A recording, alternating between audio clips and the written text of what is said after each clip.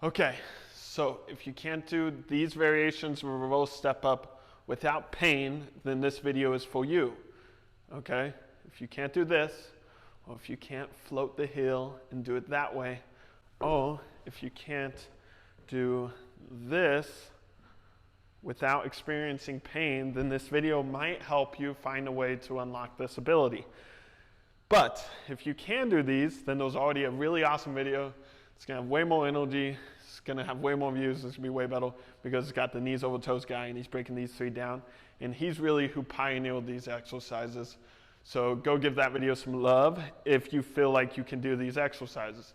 If you can't do these exercises, then I will show you a variation that's helped me be able to do these exercises. Because almost 2 weeks ago, I could not do any of these without pain. Now, as you can see, I kind of jumped around on my weak leg and was able to do all three, right? No problem. Heel down, heel elevated. Ooh, maybe a little bit of a problem now. And, I mean, it wasn't painful, but just bad form.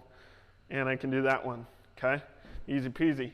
And I was not able to do that at all a few weeks ago. So, let me break down how I was able to do it. But first, let me lay the framework of what these exercises are and what they're doing and what the limiting factor is that's keeping me from being able to do them, okay? So with the Patrick step up, I'm gonna switch to my left so we don't create imbalance. We are keeping the heel down and we are tapping the front heel and then coming back up.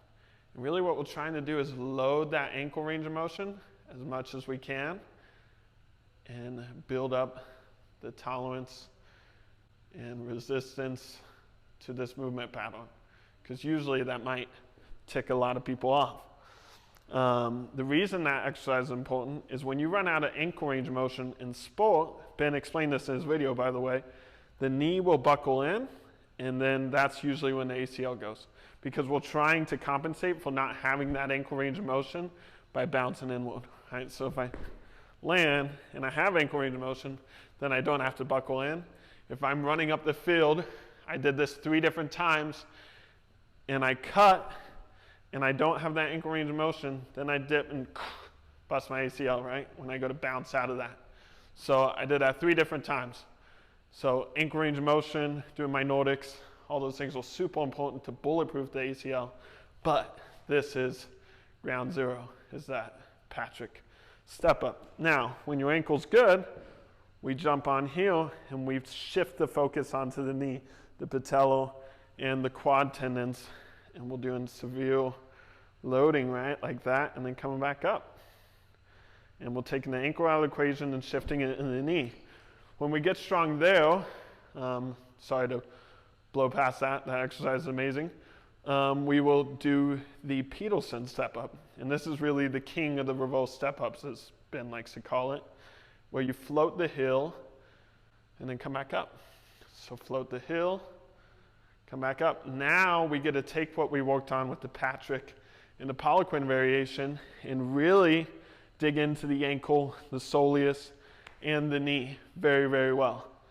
My injury, my foot, ankle, and knee were pretty jacked up, and I couldn't do any of these exercises well. And so I dug into my toolbox and found and remembered this exercise that I fell in love with after my second surgery, the banded TKE, right? And usually how we do this is like a little baby one like this.